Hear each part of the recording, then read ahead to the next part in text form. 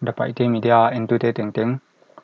ama sapenia na bekun chibai kun bu kai tunai gen ding hai le covid-19 laboratory apan lik ma hiam chi azazo ini gen ding hi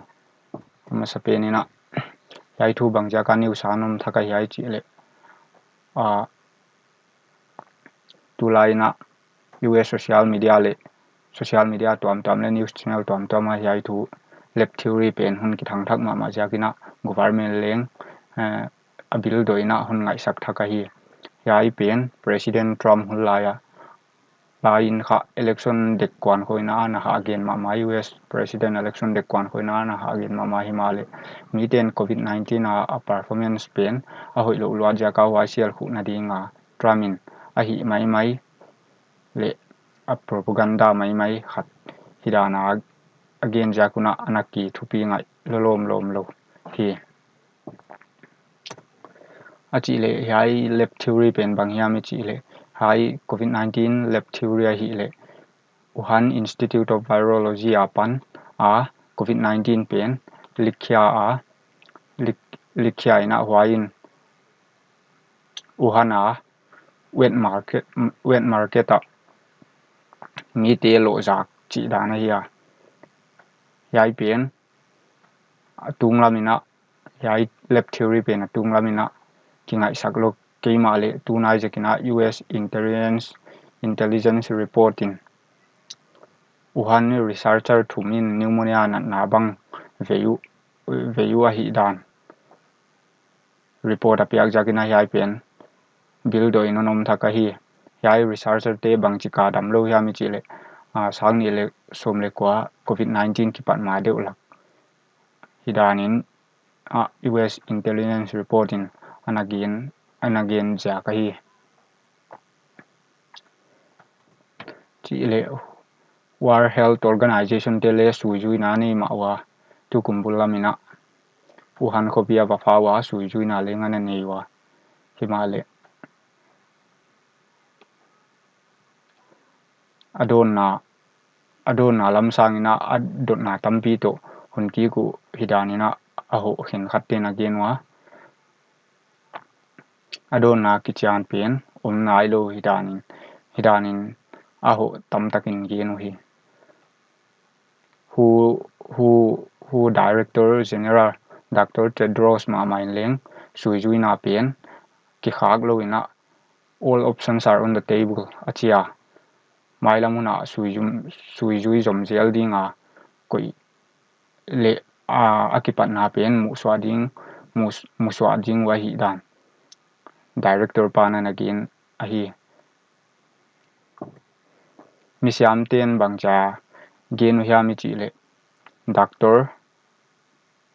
fancy in covid-19 pen pian kenga thiloma hi chi aging lek na nei hidani na gena hai doctor Fauci pen ahi le America president adia chief medical advisor hi bana National Institute of Allergy and Infectious Diseases director se mai manina hi pen America president te na sanileng athula ku chi nai manina yain jinglela hi le manmo na lian sem le manmo na lian sem tung sakai manina hwai jakin America president te khong leng yai lab theory pen khan bill do thang ma u ahi Facebook illa bang chi ha mi chi le Facebook in atungina yai lab theory pen thujau chi na block a himale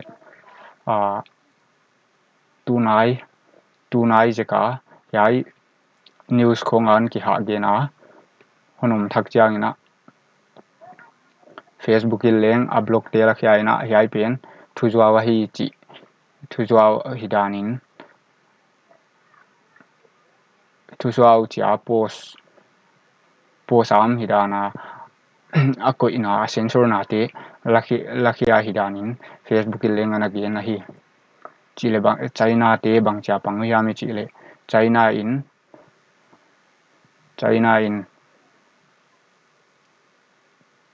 kha covid-19 pen natural hi chin panga hu te ki thwa pi thei bang ki thwa pi na data poimo bang te ki chian taka pia in ki chian taka pia a hi dan ana puang khai na hu chi dan in ana pang ama China lam te na game na wa hiai pen gam danga ki pan nek thei ding thil an khong a ki puang na an ki pollute khom China gaman ki pollute khom hi dan khong leng China ana gen hi himale misiam ken khatte le misiam ken khatte na gen na wa China in World Health Organization te ava ho la na data poimo le data kim tak te pe hello le hen tang hi dani na ngo na leng China in to ki China in US leng ha nang ma mai na tuina China in US in COVID-19 tungto COVID-19 janga politics play hi dani na China in US anango no na political battle ha pai ma hi Chile America in bang in yai lab theory pen in kaya mi Chile America in leng sui ju na nei thak ding China pan nak pi takilla intelligence te kyang a leng lab leak theory pen President Biden in nisom kwa sunga ama kyang a report a pyak dingun thei sakhi hwai bana apoimo ma khat bel yai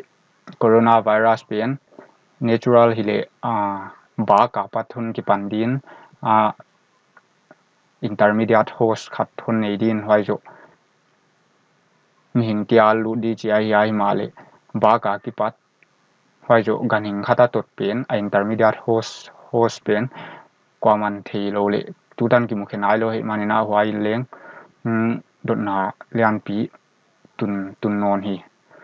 hwai jagina yai lab theory pen adike yam chi pen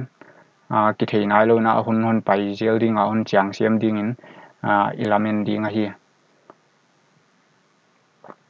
mai lamun aleng hi chibang video le thil tuam te hun ki bol gel ding a hi manina hwai te leng hun net saka mai lamun te aleng hun na like saka na share sak gel ding na kun nge na hi entu te hai tan no ne sak manun na kyang ku pa thu kun gen hi ka ki pa ke